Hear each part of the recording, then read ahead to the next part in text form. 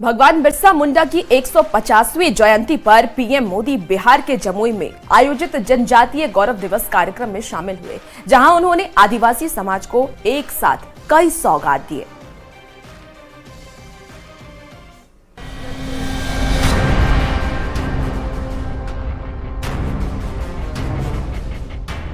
धरती आबा भगवान बिरसा मुंडा की 150वीं जयंती पर प्रधानमंत्री नरेंद्र मोदी ने बिहार के जमुई आयोजित जनजातीय गौरव दिवस के कार्यक्रम में शिरकत की। पीएम ने यहां आदिवासियों के लिए सौगात दी। 6,640 करोड़ की परियोजनाओं का लोकार्पण और शिलान्यास किया। धरती आबा जनजातीय ग्राम उत्कर्ष अभियान की शुरुआत की।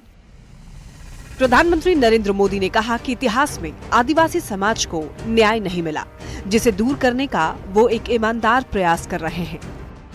आजादी के बाद आदिवासी समाज के योगदान को इतिहास में वो स्थान नहीं दिया गया जिसका मेरा आदिवासी समाज हकदार था। रैली को संबोधित करते हुए पीएम मोदी ने सिर्फ आदिवासी समाज के देश की आजादी से लेकर के देश के विकास में योगदान की जमकर सराहना की। साथ ही उन्होंने कहा कि आदिवासी समाज ही है जिन्होंने राजकुमार राम को भगवान राम बना दिया। आदिवासी समाज वो है जिसने राजकुमार राम को भगवान राम बनाया। आदिवासी समाज वो है जिसने भारत की संस्कृति और आजादी की रक्षा के लिए सैकड़ों वर्षों की लड़ाई को नेतृत्व दिया। प्रधानमंत्री ने इस दौरान धरती आबा को याद किया और कहा कि उन्होंने आजादी की लड़ाई का कई बार नेतृत्व किया है, लेकिन इतिहास में उन्हें वो जगह नहीं मिली जो मिलनी चाहिए थी। पीएम ने कई बार कहा कि धरती आबा के योगदान को कभी भुलाया नहीं जा सकता है।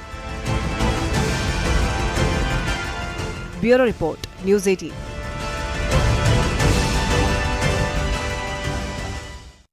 झारखंड के कोल्हान के किले की लड़ाई खत्म हो चुकी है, लेकिन संथाल का संग्राम अभी बाकी है और संथाल का सबसे बड़ा मुद्दा बांग्लादेशी घुसपैठ का है, जो पूरे संथाल की सियासत पर असर डाल रहा है।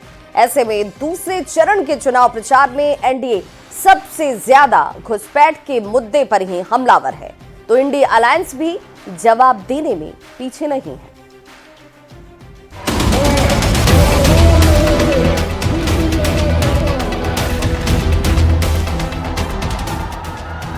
झारखंड में अब सबकी नजरें दूसरे और अंतिम चरण की वोटिंग पर टिकी है, लेकिन चुनाव के आगाज से पहले ही बीजेपी ने घुसपैठ का जो मुद्दा उठाया, उसने पूरे चुनाव की